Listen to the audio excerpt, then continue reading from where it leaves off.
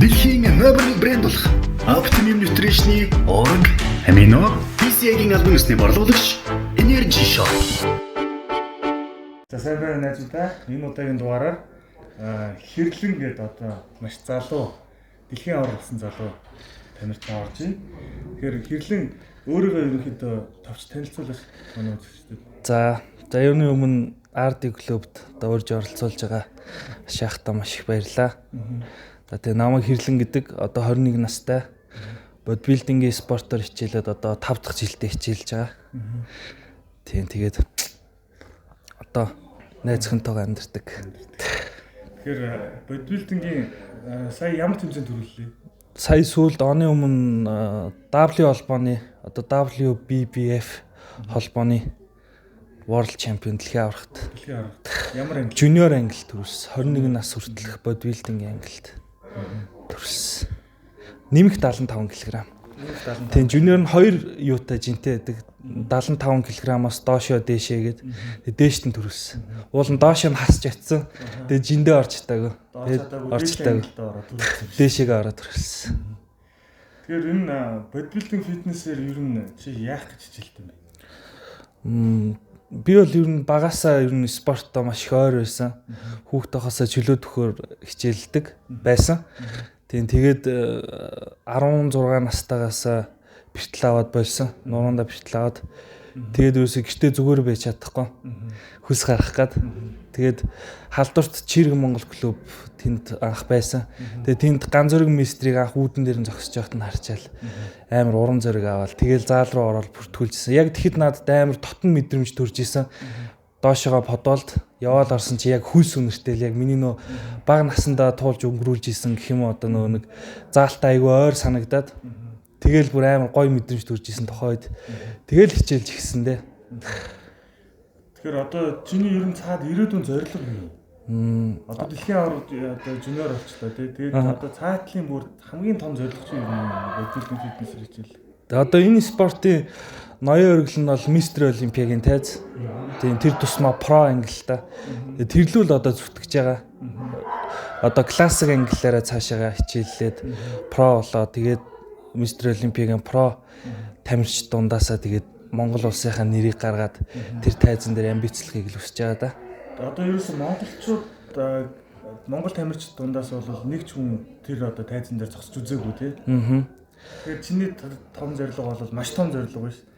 Одоо би бол ингэж хэлэх юм. Оросын тамирчдыг бас их үздэг байхгүй. Тэгээ Оросын тамирч бүгдээрээ ингээд тэр Мистер Олимпиадаар оролцохыг бас хичээдэг байхгүй. Тэгээд чаддгүй шүү. Тэгэхээр миний бодлоор бол одоо чам шиг юм бас амбицтай ч гэдэг юм том зорилготой хүн очиж магадгүй байх гэж бодоод байна л дээ тий. Тэгэхээр тэгээд одоо тайзан дээр зогсчлоо. Тэгээ Монголын анхдагч болчлоо. Тэгээд юу яах вэ? Тэгээд энэ спортыг дэлгэрүүлнэ. Одоо хүмүүст заавал энэ спортоор хичээллээд хүмүүс фитнес бодибилдинг хоёрыг ялгадаггүй. Ороод төмөр өргөө бактериа тэмцээнд ороод шууд тийм ойлголттой байдаг. Энэ нь бол бүр маш том тийм одоо ертөнц гэх юм да миний хувьд л тэгж ойлгож байгаа би. Бодибилдинг гэдэг бол одоо нэгсэндээ бүр бие тултал хөгжүүлээд бүр ингээм амар том булчингийн мастай. Тэр дундаа классик нь болохоор арай илүү нөгөө 1990-ад оны одоо формыг харуулсан илүү гоёмсог тэр нь надад илүү их таалагддаг. Тэгээ тэрнгээр цаашаа хичээллэхийг хүсэж байгаа. Тэгээд энгийн хүмүүс гэж хэлэхэд бол ерөнхийдөө бол амьдралын зөв хэв маяг, эрүүл амьдралын одоо үүднээс энэ спортоор хичээллэж одоо бэлтгэл сургуульд хийж хөлсөө гаргаж эрүүл байх зорилгоор хийвэл илүү үр дүнтэй гэж боддог. Монгол залуучууд дундаас чи одоо үлгэр дуурайл болох гэдэг шүү дээ. Мистер Олимп тэмцээнд төрүүлэнгүүтээ маш олон залуучуудыг энэ спорт руу давуулж оруулж ирэх гэдэг шүү дээ. Тэгэхээр энэ спортны цаана бол маш их эрсдэл байгаа гэж юм ойлгож байгаа. Тэр эрсдлийг юм нь бол төлөөж юм. Тэр эрсдлүүдийг юм хаанаас мэдчих чадсан юм? Ерөнхийдөө ингээд цаг хугацаа өнгөрөх тусам энэ спортод ингээд гүнзгий орох тусам бас айдаг. Яг үннийг хэлэхэд бол айдаг. Яг юу руу ороод ирчихвэ те. Их спорт биш, маш их рисктэй. Тэгэл эрүүл мэнд гэр одоо ингээд эхнэр хүүхэд ээж аав гээл те. Магадгүй нэг өдөр өгөхийг үгүйсэхгүй энэ спортоор хичээлж агаад. Тэгэхээр бас өөрөө хүртэл маш их айлттай байдаг, маш их стрессийн дунд байдаг. Тэгсэн ч гэсэн бас зүрхэнд нэг юм байдаг. Заавал тэр тайзан дээр зогсох хэвээр. Монголын хамгийн анхны мундаг тамирчин болох ёстой гэдэг зорилгыг би одоо өөртөө тавьсан байгаа. Яагаад гэвэл маш сайн ах нар байгаа надаа. Бодибилдингийн спортод одоо ингээд манай холбооны гэх юм уу? Манай дээдлийн үе, тэрний дээдлийн үе ах нар надад маш их тусалдаг.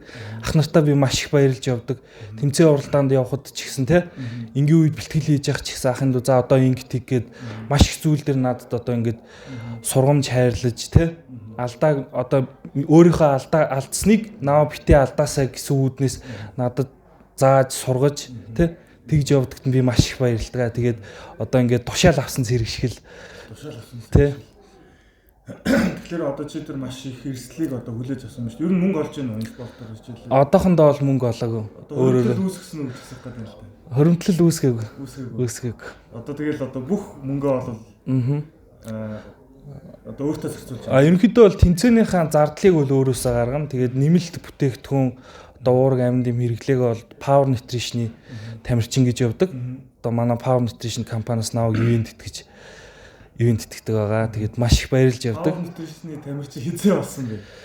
2019 оны 6 сард болсон. Урд Хятадд оюутны тэмцээнд очиж төрүүлээд уул нь бол 18 оны Power Cup-аар нөө Power Nutrition-ы тэмцээн болсон шүү дээ. Тэрэн дээр залуучууд ангил төрүүлсэн тамирчныг Power Nutrition-ы тамирчин болгоно гэсэн баггүй. Тэгээ би төрүүлчихэд хүлээгэл байгаадсан. Тэгээ надтай ерөөсө холбогдоогүй. За гэд би одоо төрүүлчлээ тамирчин чинь болъё их наашийн. Тэгээд ер нь өөрөө айгу даруухан би. Дандаа одоо юутай байгаа? Бодлоготой ч гэдэг юм уу тийм би зүйлийг рекламддаг байхгүй. Жишээлх юм бол ирээдүйн бол ингээд хүмүүс одоо сахараас татгалзах байгаа байхгүй. Тэгэхээр одоо би чикюта бананыгаа рекламдана л да. Яа тэгэхээр сахар идэхийн оронд чихэр идэхийн оронд чикюта банан идэх хэрэгтэй гэж хэлдэг байгаа байхгүй. Яагаад тэгэхээр энэ маш их одоо өвчин зовлон авчирж байгаа, таргалт авчирж байгаа байхгүй тий. Тэгэхээр чи тэр массыг бүгднгийн спортоор хичээлүүлэхэд л уриалгах гэж байгаа юм. Тий. Тэгээд мэдээж энийг бол маш их эрсдэлтэй зүйлээр туулж даван туулж байгаа тийм юм. Өөрийнхөө биен дээр туршаад тий. За тэгэхээр одоо ер нь бол ард талд ч юм бол нэлээд туршлагатай хүмүүсээс байгаа юм байна. Ер нь одоо мэдлэг зэдлэг ер нь хаасаад ард клубыг нь үздэг үү? Ард клубээс маш их зүйлийг би сурч авсан. Мэдэхгүй яг ингээд тулгамдцаа одоо яанаач гэдэг юм уу те. Яг бүр яг цаатхан мэдэхгүй тохиолдолд одоо ард клубын бичлэгнүүдээс маш их зүйлийг би сурч авч исэн. Тэгээд туршиж үзэж исэн. Маш амжилттай болж исэн. Миний амжилтанд ч гэсэн маш их нөлөөлж исэн гэж би боддог. За тэгэхээр одоо хоёулаа одоо нарийн ширээ юм ярина. Одоо ингээд сүүлийн 1 сарын хоолны дэглэмийн талаар ярина. Тэгээд одоо жин хасалтын талаар ярина. Яг тэгэхээр бусад тамирчид маань энэ бол маш том туршлага болох байхгүй юу? Ихэнх маш олон тамирчид үздэг юм бол. Тэгэхээр сүүлийн 1 сар ер нь яг юу идчихсэн бэ? Ямар дэглэм барьсан бэ?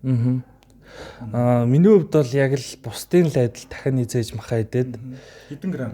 Яг би бол тийж тооцдог. Зүгээр л яг өөрийнхөө идмээр байгаа юугаараа ирэх хэмжээгээр идчихдэг. Яг л өөрийнхөө биетэй харьцдаг гэх юм уу? Идмээрээ үл идчихэл те. Оройдоо за одоо жоохон нүүрс авчих юм бол маргааш нь жоохон бирта хийчихье гэдэг ч юм уу. Нүүрсээ багасгачих юм бол бэлтгэлээ жоохон хүчийн жоохон сааруулад тааруулад хийчихье те. Яг л зүгээр л мэдрэмжээрээ л иддэг гэх юм уу да те. Нэгээс л яг грамлал хэдэн грамм нэтрэ гэсэн юм бол байхгүй. За нүүрс усны хувьд бол би будаанаас авдаг, жасмин будаанаас тий. Тэгээд дөхүүлээ төмс иддэг. Тэгээд төмсөө болоод хэдэн хоногийн өмнө 7 хоногийн өмнөөс л иддэг тий. Тэгээд төмсөө идсээр байгаа л орчдөг. Яг том тэмцээн дээр бол нэг 3 хоног нүүрс усаа тэгэлж байгаа л тэгэл тавьчихдаг. Тэгэхээр одоо яг ингээд төмс идж байгаа энэ юу бол одоо Монголд ажиглагдаад байгаа байхгүй. Америкт бол яг тэгж идэж байна уу? Мэдгүй. Миний бодлоор тэгж нүүрс тэгэлж барьж байгаа хүнийг бол би бол одоохондоо хараагүй л байгаа. Нүүрс ерөөсөө тэгэлдэг юм байна тий. Тэгэхээр Америкт бол миний хувьд ч тий би нүүрсээ тэгэлдэг байхгүй. Тэгэхээр энэ бас нөгөө маш олон хүн одоо маса одоо амарх ус татдаг хүн байх юм бол нүүрс тэглэхээс үр аргагүй. Тий. Ус татдаг хүн байх юм бол төмс ч юм уу эсвэл тодорхой хэмжээний будаан идэж байгаа болдог тий. Тэгээ нүүрсээ тавьсан уу тэмцээнд? Нүүрсээ тавьсан. Нүүрсээ бол би бол сайн тавьд юм уу? Тэмцээнээс яг 24 цагийн өмнө тавьдаг би. Эхлээд бол бүрээр идчихнэ. Дуртай юмаа Гэхдээ нэг амар тийм чихэр мэхэртэй юм бол идэхгүй бургер идчихнэ. Ерөнхийд нь л хэлэхэд шүү дээ.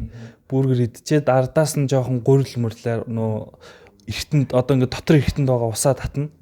Гурилаар татуулж байгаа. Чи яг саяны тэмцээнд дэр. Тийм, саяны дэлхийн аваргаар. Тэгэл өглөө нь сайхан агшаасан халуун будаа идээд тэгээд 30 минутын зайтай 60 г нүүрс өгөөл.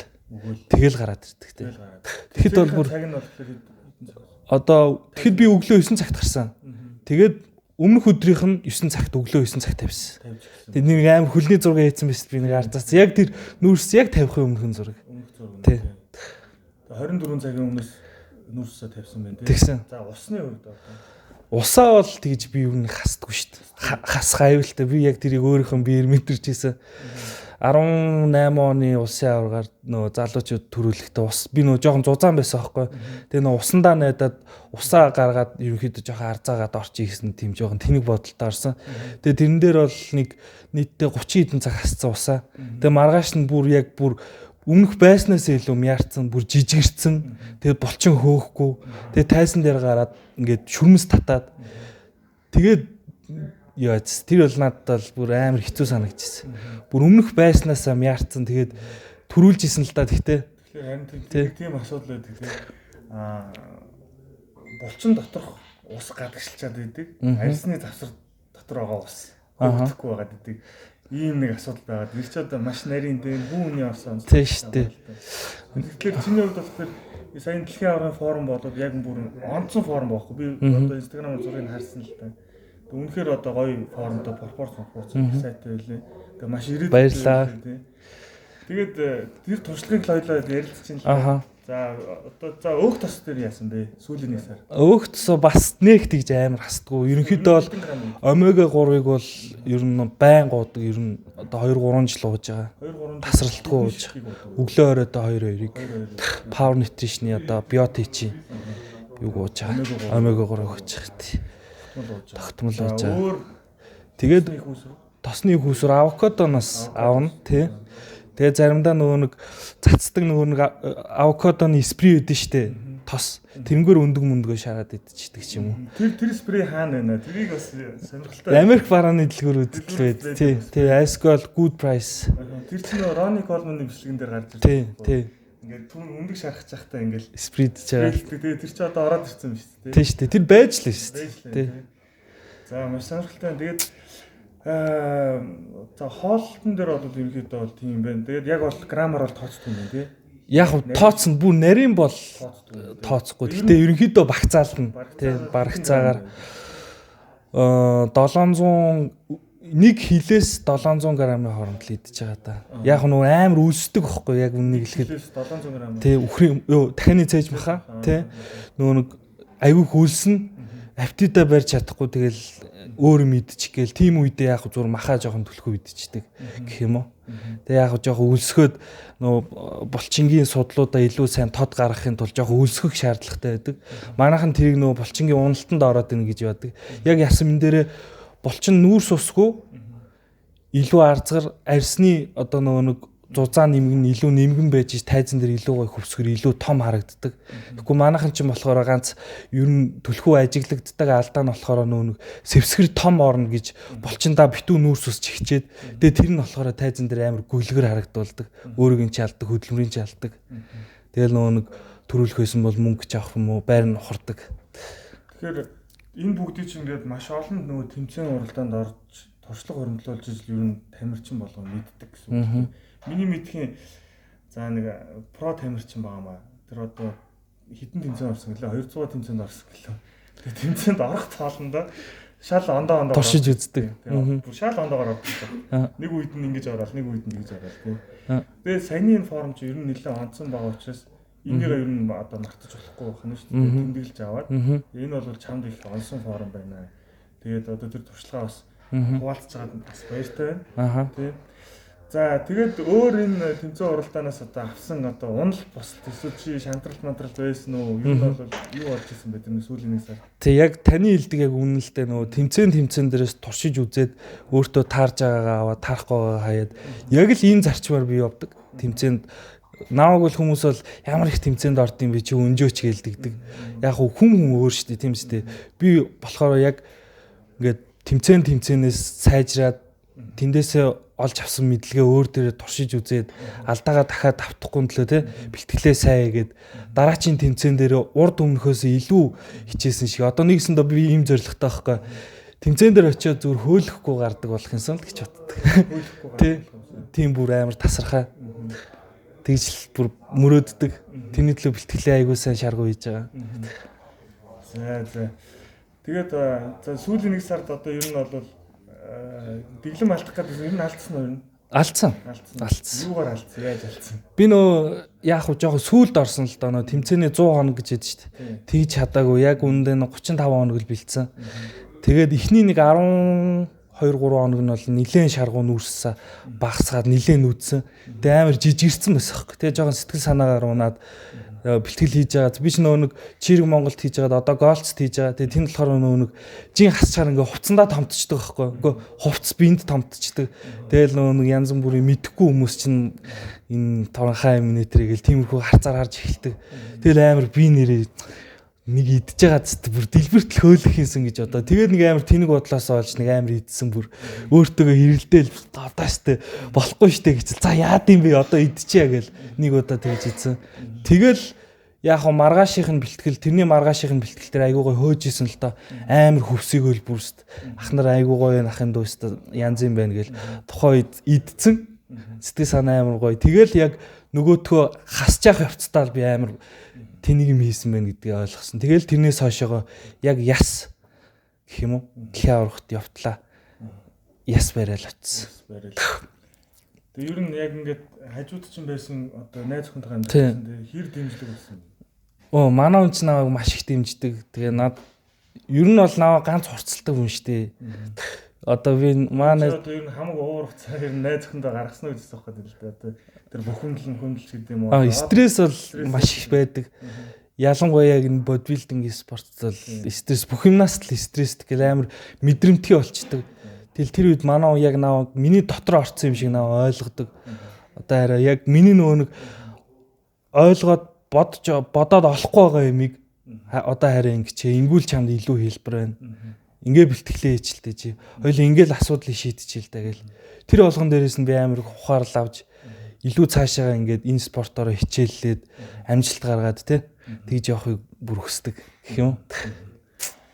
За ерөөхдөө бичлэг маань ерөөхдөө өндөрлж байна. Тэгээд одоо бэлтгэлийн чинь нэг бас зураг авах боломж байна уу? Одоо хаана хийж болохоор байна? Одоо Чирэг Монгол дээр хэрвээ одоо бит хоёрыг одоо үзэгчд маань дэмжиж гэдэг юм уу те?